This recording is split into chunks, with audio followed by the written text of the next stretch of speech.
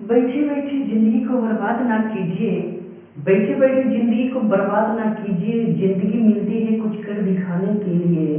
रोके अगर आसमान हमारे रास्ते को तो तैयार हो जाइएगा आसमान को झुकाने के लिए। हाय, आई एम बरकदार नाथ सिंह। आप हमारे यूट्यूब चैनल पे बैक्स बरकदार आप सभी दोस्तगण एवं मित्रगण और साथी विद्यार्थियों का स्वागत करते हैं, जिसमें से आज हम आप लोग को जीरो से हीरो लेवल तक पढ़ाने के लिए जाए। वो भी जानते हैं क्या फिजिक्स है। फिजिक्स का पहला लेसन है जो आपका 10th क्लास का है। देखिए आपका फिजिक्स का चैप्टर स्टार्ट हो जाएगा, जाइएगा कहीं नहीं। हमारा पहला चैप्टर है जिसका नाम है, क्या है पता है? Nature and reflection of light. इसका हिंदी में क्या कहते हैं पता है? प्रकाश की प्रकृति एवं प्रवृत्ति। आपको हम हंसते हंसते सिखाएंगे ना, देखिएगा। सबसे पहले आता है भौतिकी। सबसे पहले ये जानना होता है भौतिकी क्या होता है, हम आपको भी बताएंगे, लेकिन इससे पहले इनके फादर जान जाइए।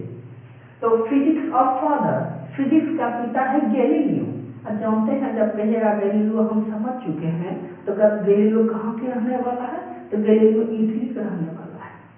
अब जब ये इटली में रहने वाला है, कहिए बताइए ना, जब आप हमें साइंस पढ़ा रहे हैं तो साइंस किस भाषा से उत्पत्ति से हुई है?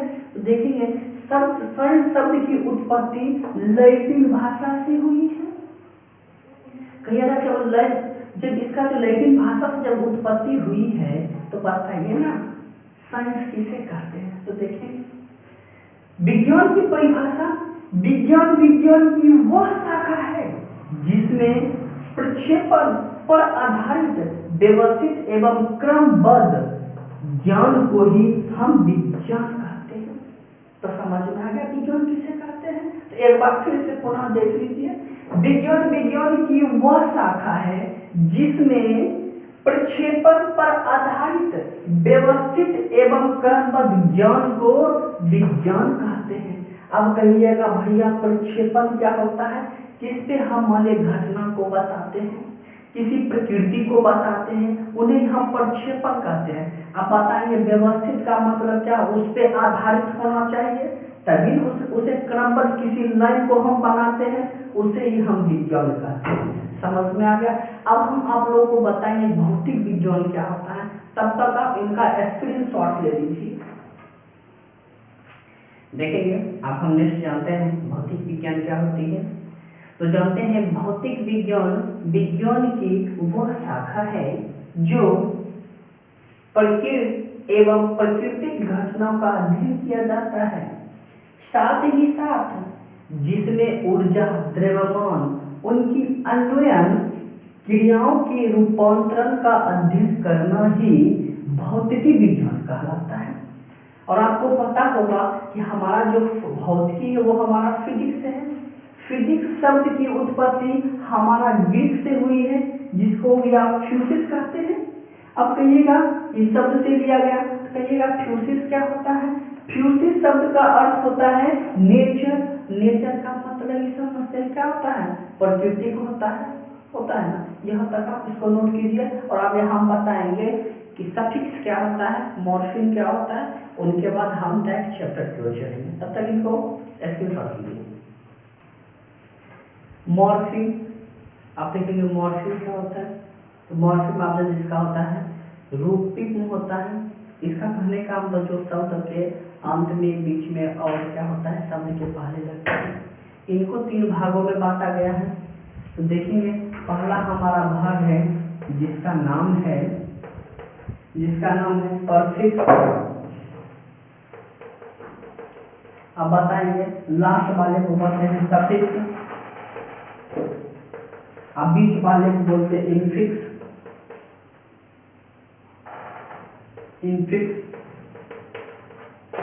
तो देखेंगे परफिक्स, इनफिक्स और क्या होता है सफिक्स। इसमें से हम आपको बताएंगे कि किसके पावर पे संख्या होती है और किसको किसे सिंबल से सूचित किया जाता है, वो हम आपको बताएंगे। जिसमें एसआई का मतलब होता है उपसर्ग, सफिक्स का मतलब होता है प्रत्यय होता है। आपको पता है कि प्रत्यय जो होते हैं शब्द के अंत में लगते हैं और सफिक्स जो होते हैं उपसर्ग वो शब्द के पहले लगते हैं, इनफिक्स जो बीच में लगते हैं। तो अभी हम आपको बताने जा रहे हैं वो हमारा है परफिक्स, जिसको उपसर्ग बोलते हैं जो नाम के पहले लगते हैं। देखेंगे इनका सिंबल किस तरह से होता है, इनमें कितना किसका मान होता है, तो देखते रहिएगा। तो हमारा पहले है, अब इसमें से हम जानते हैं कि हमारा सबसे पहले इसमें से देखेंगे एस आई देखेंगे, और जिसका हम देखेंगे सफिक्स सॉरी परफिक्स देखेंगे। देखेंगे परफिक्स में, इसको पहले हम देखते हैं परफिक्स में क्या क्या आता है। सबसे पहले मेरा पहला है देसी। देसी को हम क्या बोलते हैं, 10 पर पावर -1 से सूचित करते हैं, इसका सिंबल होता है छोटी डी। दूसरा हमारा है सेंटी। सेंटी है, इसको 10 पर पावर हम -2 से डिनोट करते हैं, जिसको हम सी से डिनोट किया जाता है। अगला हमारे पास है मिली। मिली को आप देखेंगे, मिली का होता है 10 पर पावर -3 होती है, इसे हम छोटी एम से डिनोट करते हैं। अब फिर देखेंगे हमारे पास है माइक्रो। माइक्रो का हमको 10 पर पावर -6 से डिनोट किया जाता है, इसे हम किसे डिनोट करते हैं, इसको बोलते हैं म्यू बोलते हैं, इसे याद रखिएगा। उसके बाद हमारे पास होता है नैनो। नैनो होता है 10 पर पावर -9 होती है, जिसको हम छोटी एन से डिनोट करते हैं। उसके बाद हमारे पास होता है पिको। आप बताएंगे पिको को किससे करेंगे, 10 पर पावर -12 से डिनोट किया जाता है, इसको हम पी से डिनोट करते हैं। उसके बाद यहाँ देखिएगा हमारे पास पिको के बाद हमारे पास आता है फेमटो। आप देखेंगे फेमटो का क्या होता है, 10 पर पावर होती है -15, इसको हम किससे डिनोट करते हैं, एफ से डिनोट करते हैं। फिर देखिए हमारे पास आता है एटो। ए डबल टी है ना, एटो आता है 10 पावर -18 होती है, इसे हम डिनोट करते हैं छोटी ई से। फिर देखेंगे हमारे पास एक आ रहा है, इसके बाद जेप्टो। देखेंगे जेप्टो को हम 10 पर पावर -21 से डिनोट करती है, जिसे हम जेड से डिनोट किया जाता है। फिर देखेंगे कि हमारे पास आ रहा है एक्टो।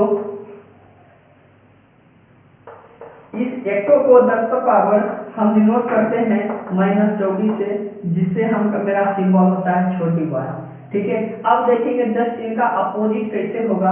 आपने देखा ऋणात्मक इस पे पावर आ रही है, अब हमारे पास आएगा धनात्मक। तो देखेंगे पहला हमारे पास इसका होता है,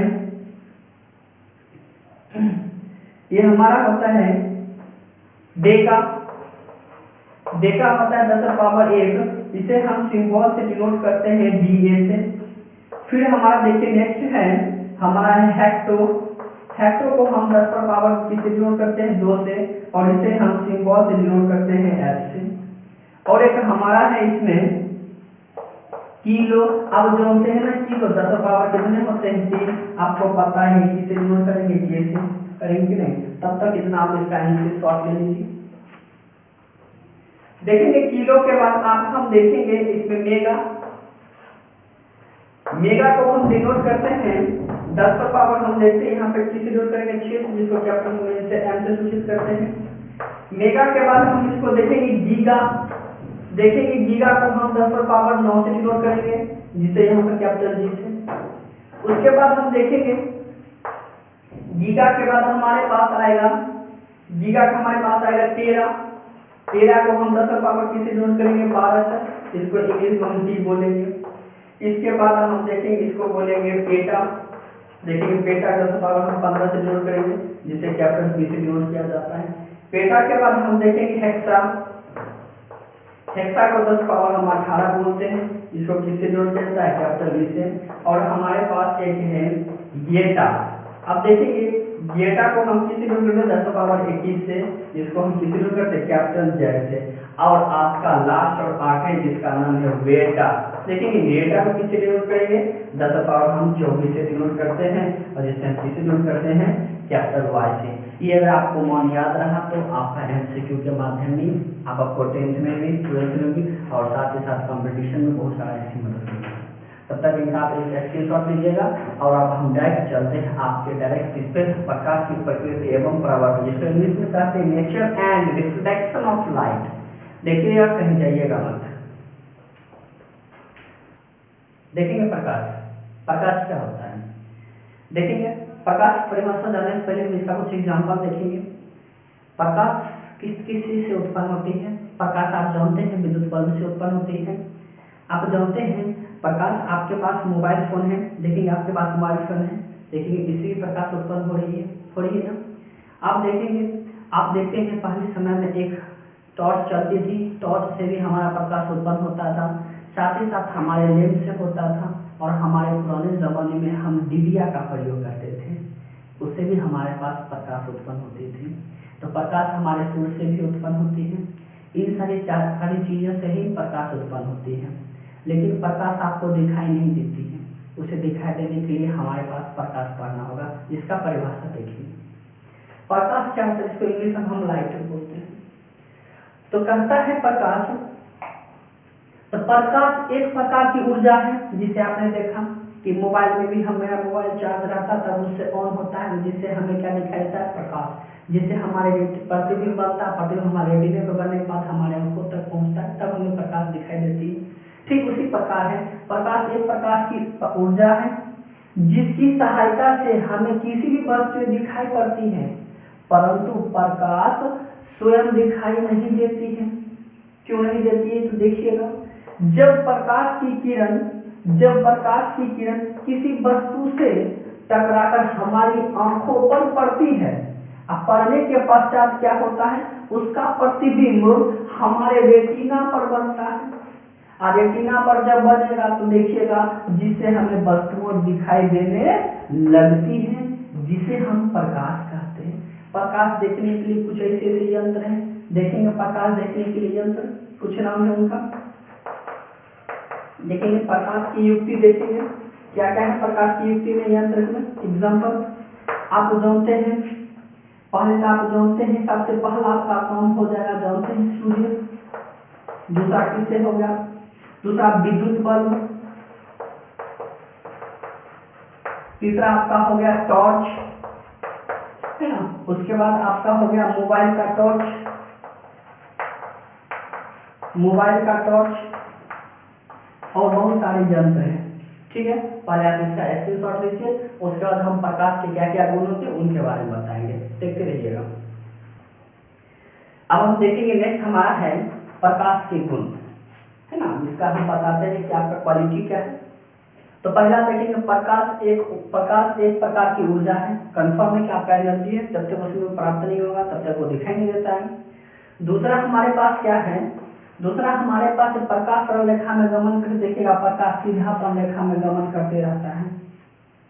उसके बाद देखेंगे निर्वात में प्रकाश की चाल जानते हैं कितना होता है? 3 × 10⁸ मीटर प्रति सेकेंड होता है। ये तो बात जानते हैं ना। इसका अगर और होगा तो जानते कितना होगा? 3 × 10⁵ किलोमीटर प्रति सेकेंड, किलोमीटर प्रति सेकेंड। ठीक है, अगर ये ना रहेगा तब याद रखिएगा, डायरेक्ट रहेगा 3 लाख, है ना, 3 लाख किलोमीटर। ये निर्वात में प्रकाश की चाल होती है। उसके बाद देखेंगे हमारा तीसरा हो गया, हमारे पास चौथा पॉइंट, प्रकाश निर्वात से होकर क्या होता है? गुजरती है या गमन करती है। एक चीज और देखिएगा, नंबर 5 बड़ी ही इंटरेस्टिंग है। कहता है जब प्रकाश एक पारदर्शी माध्यम से दूसरे पारदर्शी माध्यम में जाती है तो प्रकाश की चाल बदल जाती है, और जब प्रकाश की चाल बदलेगी तब इसका अपवर्तन की घटना इसमें होता है। उसके बाद हमारा देखेंगे छठा पॉइंट है, प्रकाश जो होता है अपारदर्शी माध्यम में कभी नहीं गमन करती है। अब कहिएगा अपारदर्शी माध्यम क्या होता है? अब देखेंगे अपारदर्शी माध्यम में हम समझते हैं कि हमारे पास कोई अपारदर्शी वस्तु है, देखेंगे हमारे पास ये अपारदर्शी वस्तु है ना, जिससे प्रकाश आर पार नहीं होती है। इस पे हम क्या करते हैं? इसे हम प्रकाश इस पे हम डालते हैं, देखेंगे हमने इस पे प्रकाश दिया, देखिए ना, हम इस तरह से हमने प्रकाश दिया ना, लेकिन देखिए क्या प्रकाश ये आर पार हो रही है? नहीं हो रही है ना। तो इसलिए यहाँ पे कहा गया है आपको कि जैसे ही प्रकाश अपारदर्शी माध्यम में कभी नहीं गमन करता है, तो कहिएगा किस में गमन करता है? तो प्रकाश हर हमेशा पारदर्शी माध्यम में गमन करता है। अब कहिएगा पारदर्शी माध्यम क्या होता है? तो देखेंगे हम इनकी सहायता से हम आपको बताते हैं। देखेंगे जैसे कि आपके पास ये होल है जिसे वस्तु आर पार दिखाई देती है, जैसे कि अब हम यहाँ पर प्रकाश इस पे उत्पन्न करते हैं, देखेंगे जैसे हमने यहाँ पे प्रकाश उत्पन्न किया, देखेंगे आर पार हो रही है ना, हो रही है कि नहीं हो रही है, इसी को हम अपारदर्शी बोलते हैं। तो पारदर्शी माध्यम में हमेशा ध्यान रखिएगा ये प्रकाश गमन करती है। और हमारा 7वां पॉइंट है, जानते क्या, चमकदार सतह से जैसे प्रकाश उस पर पड़ती है तो वो परावर्तन हो जाता है। आप जानते हैं आपतन कोण बराबर परावर्तन कोण होगा, आपको हम नेक्स्ट वीडियो में जरूर बताएंगे। तो यहाँ तक आपने देखा, और आपने एक चीज का और का अध्ययन किया होगा कि इसमें से कौन कौन से मुख्य यंत्र होते हैं जिनकी सहायता से हम देखते हैं।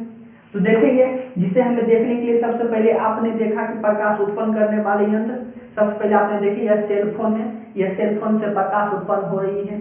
और दूसरा आप देखते हैं कि हमारे पास एक बल्ब है, देखेंगे बल्ब में भी ऊर्जा उत्पन्न होती है। देखिएगा आपके हमारे पास, देखिए प्रकाश दिखाई दिया ना, दिया कि नहीं, देखिए दिया ना।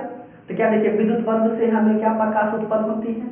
आप पुराने समय में हम लालटेन का प्रयोग करते थे, लालटेन में भी देखते मिट्टी तेल से जलती थी, उसमें भी प्रकाश उत्पन्न होती थी। एक दिया का नाम जानते होंगे, जिसमें से एक छोटा सा डिब्बी लिया जाता था, उसमें से एक बत्ती डालते, फिर उसमें मिट्टी तेल से ही उसका उत्पन्न होता है, उससे भी हमें प्रकाश उत्पन्न होता है। ये सभी क्या होते हैं, प्रकाश देने वाले हमारे पास युक्ति होती है। कुछ का एग्जाम्पल हम यहाँ पे लिख देते हैं, जैसे आपने पिछले पार्ट में देखा, लेकिन गुण में देख लेते हैं। पहला हमारे पास टॉर्च होता है, दूसरे हमारे पास होता है मोबाइल का टॉर्च होता है, मोबाइल का हमारे पास टॉर्च होता है। तीसरा हमारे पास होता है विद्युत बल्ब होगा, जैसे देखिए मैंने प्रयोग किया कि नहीं। और एक हमारे पास होता है लालटेन, लालटेन से भी हमारे पास प्रकाश उत्पन्न होती है। और हमारे पास हो गया इत्यादि। इसी के साथ आपका क्या होता है, ये प्रकाश का गुण समाप्त होता है। अब हम देखेंगे इनकी कुछ मुख्य परिभाषाएं, पारदर्शी क्या होता है, अपारदर्शी क्या होता है, ये सभी हम देखेंगे। इसको तब तक आप स्क्रीनशॉट ले लीजिए। देखेंगे कुछ परिभाषाएं जिसमें मैंने आपको बताया। अब इसका सारा का हम सबका हम आपको प्रैक्टिकल करके बताएंगे, देखते रहिएगा। कहता है किरण, किरण की पहली परिभाषा है जिसको हम क्या बोलते हैं, रे। कहता है किसी दिशा में, आप कहिएगा दिशा क्या होता है, कुछ भी हो सकते हैं। देखिए नॉर्थ में भी जा सकते हैं, साउथ में भी जा सकते हैं, ईस्ट में भी जा सकते हैं, वेस्ट में, जिसको हम बोलते हैं NESW, NESW। तो किसी भी दिशा में क्या होता है, प्रकाश सरल रेखिया गमन में पथ, गमन जो रास्ता है ना उसमें वह करता है, चलता है, उसे ही हम क्या बोलते हैं, किरण बोलते हैं। तो देखिए कैसे होगा, ये आपका देखिए सबसे पहले आपका ये जा रहा है, एक सबसे पहले सरल रेखा है ना, रेखा है ना, इस पे देखिए कोई भी रे इस पे उत्पन्न हो जाएगा, तो किसी भी दिशा में जा सकता है। इसी को हम क्या बोलते हैं, किरण बोलते हैं, और इंग्लिश में हम बोलते हैं रे। जब ये पढ़ लीजिएगा तो अगला परिभाषा हमारे पास आता है किरण पुंज, या हमारे पास आता है किरण माला, बीम ऑफ लाइट। अब बीम ऑफ लाइट क्या होता है देखते हैं ना, जैसे कि अभी आप स्कूल में पढ़ते हैं, तो स्कूल में एक बच्चे रहते हैं ना, अनेक बच्चे रहते हैं, तो उनका समूह होता है ना, तो यही पर आता है प्रकाश पुंज और किरण माला होता है। तो कहता है कि किसी निश्चित दिशा में किरणों के समूह को, अब किसी भी निश्चित दिशा है ना, मैंने दिशा पर बताया ना, एक कोई भी समूह होगा ना उसे ही हम बोलेंगे प्रकाश पुंज बोलेंगे। देखेंगे प्रकाश पुंज, देखेंगे इस दिशा में इस तरह से भी हो सकते हैं, इस तरह से भी हो सकता है, एक बिंदु पर इस तरह से प्रकाश आते जाता है, इस तरह से भी हो सकते हैं। कहने का मतलब किसी भी प्रकार से किसी भी बिंदु पर हो सकते, देखिए इस प्रकार से भी हो सकते हैं। कहने का मतलब किसी भी दिशा में, चाहे तो ऊपर भी हो सकते हैं, इधर भी हो सकते हैं, इधर भी हो सकते हैं और इधर भी हो सकते हैं। तो इनके जो समूह होता है ना उसी को हम बोलते हैं प्रकाश पुंज या किरण माला कहते हैं। ठीक है, इसके बाद हम बताएंगे कि किरण पुंज जो होते हैं कितने तरह का टाइप बताते हैं, जानते हैं ना कि कितने प्रकार बताएंगे, तो 3 प्रकार के बताएंगे।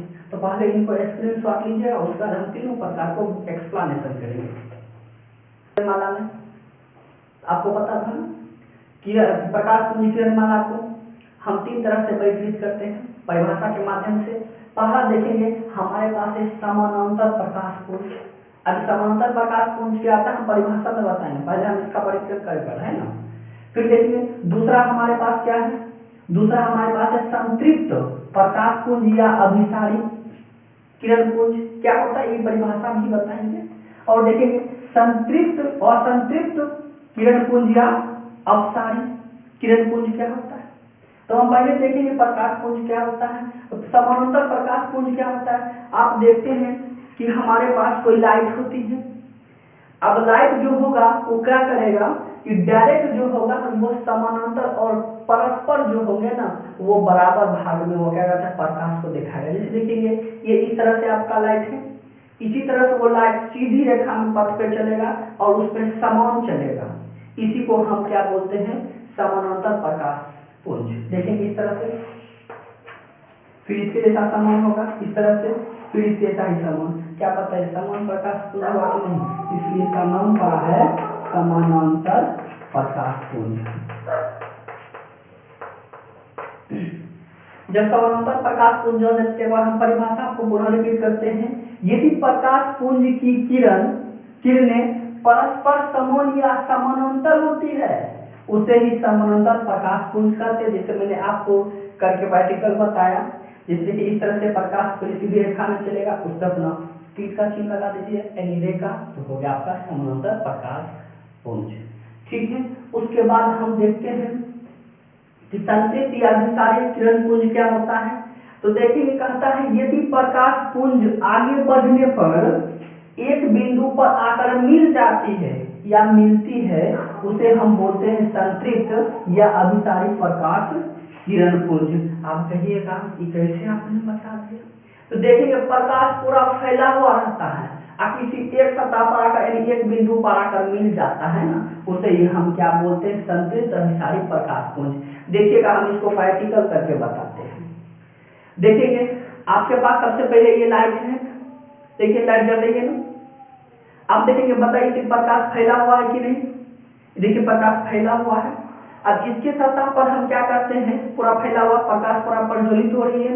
अब हम इस पे कोई सतह पर देखिए डायरेक्ट लाएंगे, देखिए किस पे वो मार रही है किसी एक बिंदु पे, देखिए प्रकाश अभी कहीं फैल रही है, किसी एक ही बिंदु पर आकर वो क्या होती है मिल जाती है, उसे ही हम क्या बोलते हैं और उसको हम बोलते हैं संतृप्त प्रकाश पुंज बोलते हैं। इनका फिगर देखेंगे, देखिए एक आपका ये बिंदु हुआ, ये हम मान लेते हैं एक बिंदु है, प्रकाश देखिए इस तरह से फैला हुआ था, देखिए इस तरह से प्रकाश फैला हुआ था, इस तरह से फैला हुआ था, इस तरह से। बताइए एक बिंदु पर आकर मिला कि नहीं मिला, मिला एक ही बिंदु है ना आपका, मान लीजिए ये बिंदु हमारा ए है, इस बिंदु पर मिलता है, उसे ही हम क्या बोलते हैं संतृप्त या अभिसारी प्रकाश पुंज कहते हैं। अब अगला हम लास्ट देखेंगे असंतृप्त या अभिसारी किरण पुंज देखेंगे। तब तक आप इसको स्क्रीनशॉट लीजिएगा और एक बार हम फटाफट के बिना मक्खन लगाए हुए इसे हम क्या करते हैं फटाफट के रिवीजन करते हैं। तो देखिए कि प्रकाश पुंज या किरणमाला क्या होता है। तो समानांतर प्रकाश पुंज, अब हम समानांतर प्रकाश पुंज क्या करते हैं, किरण जो होगा वो सीधी रेखा एवं परस्पर चलेगा, उसे ही हम क्या बोलते हैं समानांतर प्रकाश पुंज बोलते हैं, जिसका पिक्चर मैं यहाँ पे बता दिया। देखिए इस तरह से वो चलते रहता है, इसी को हम बोलते हैं प्रकाश पुंज समानांतर।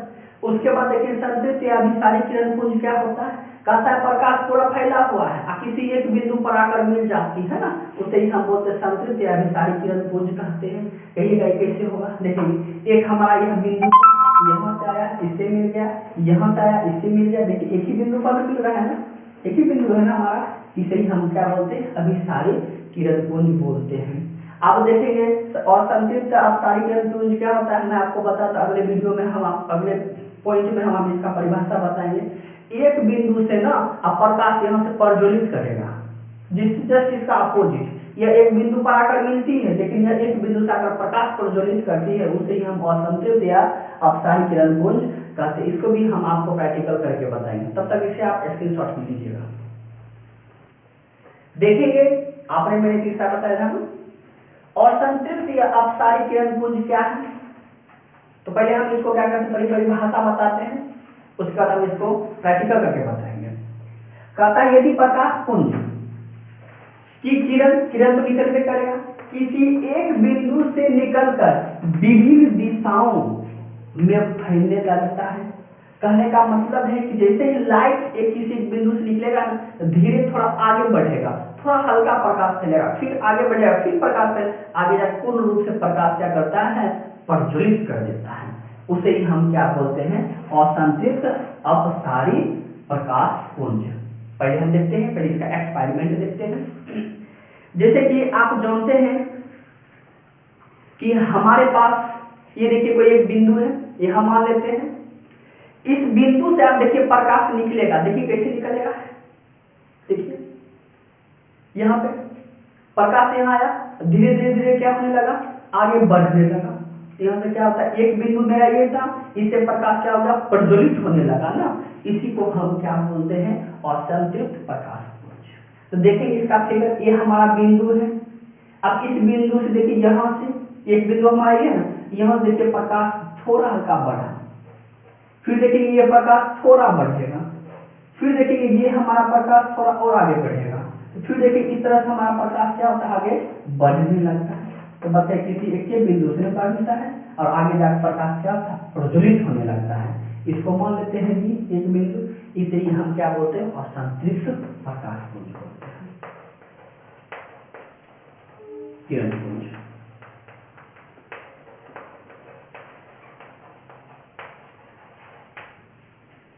तो नेक्स्ट वीडियो में फिर मिलते हैं, लेकिन इससे पहले हम इससे कुछ प्रश्न हम आपको देते हैं, इसको बना के रखिएगा। तो देखेंगे हमारा पहला प्रश्न है, होमवर्क आप लोगों को देते हैं कि इस वीडियो के माध्यम से आपने क्या क्या सीखा। तो पहला हमारे पास है, पहला प्रश्न है, सबसे पहले बताइए कि फिजिक्स जो है, फिजिक्स किस शब्द से लिया गया है।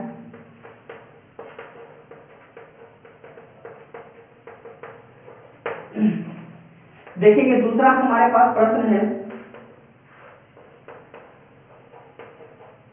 साइंस शब्द की उत्पत्ति, साइंस शब्द की उत्पत्ति किस भाषा से हुई है।